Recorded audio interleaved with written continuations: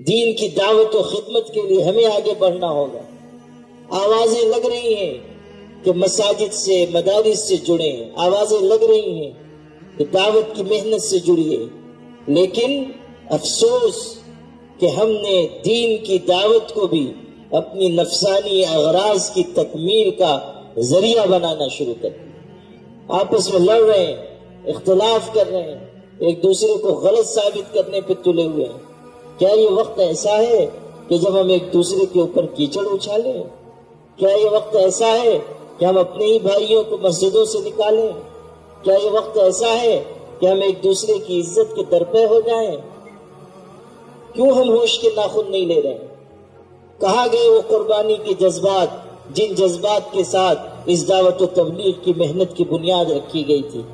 کیوں ہم بھول رہے ہیں کہ حضرت مولانا محمد الیاس صاحب رحمۃ اللہ علیہ کس قدر مسلمانوں کا اکرام کرنے والے، ان کے لیے جھک جانے والے، ہر وقت مضطرب رہنے والے، ہر وقت بے چین رہنے والے شخص تھے۔ راتوں کی تنہائیوں میں بے چینی سے پہلو بدل بدل کر اور ٹہل ٹہل کر وقت گزارتے تھے، خدا کی بارگاہ میں بار بار ہاتھ اٹھاتے تھے۔ کیا آپ نے یہ سمجھا ہے کہ دعوت کی یہ محنت عالم میں تقریروں اور تحریروں کے ذریعے پہنچی ہے؟ اگر آپ یہ سمجھتے ہیں تو غلط سمجھتے ہیں۔ اس تحریک کو عالم میں پہنچانے والی چیز اگر کوئی ہے وہ مولانا الیاس کے دل کا درد ہے اور ان کے بہنے والے گرم آنسو ہیں۔ ان کے صاحبزادے حضرت مولانا محمد یوسف صاحب کے بارے میں پڑھیے، مولانا محمد ثانی حسنی نے ان کی سوانح لکھی، اتنی ضخیم کتاب، آپ میں سے کسی نے نہیں پڑھی ہوگی، میں نے پڑھی ہے۔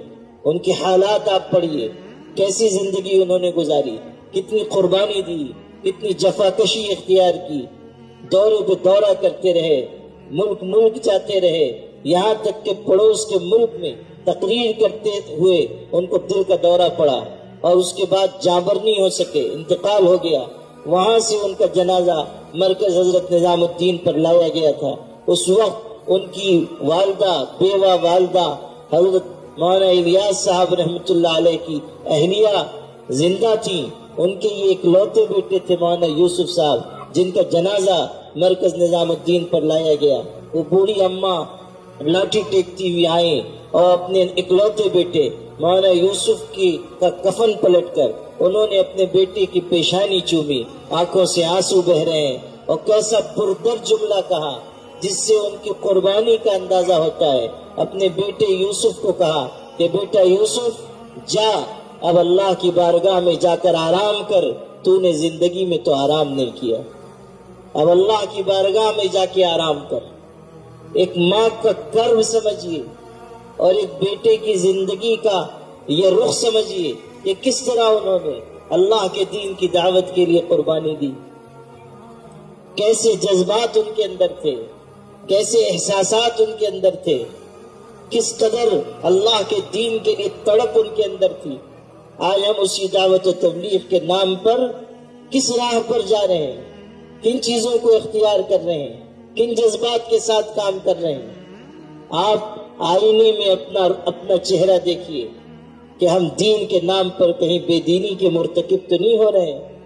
ہمارے دل میں بھی قربانی کے جذبات آئیں، ہم اپنی ملت کو قربانی کے لیے آمادہ کریں، اللہ کے دین کی دعوت کے لیے، خدمت کے لیے آواز لگائیں، قربانی خود دیں، دوسروں کو قربانی کی طرف بلائیں، تب اللہ کی مدد و نصرت کے وعدے پورے ہوں گے، تب ہم اللہ کی نصرت کے حقدار بنیں گے۔ باتیں بنانے سے، نعرے لگانے سے، امنگوں اور جذبات سے، خالی تمناؤں سے نہ کبھی کسی قوم کی تقدیر بدلی ہے اور نہ کبھی بدل سکتی ہے۔ قوموں کی تقدیر بدلتی ہے محنت سے، اقدام و عمل سے، اچھے طور طریقے سے، اچھے اعمال سے۔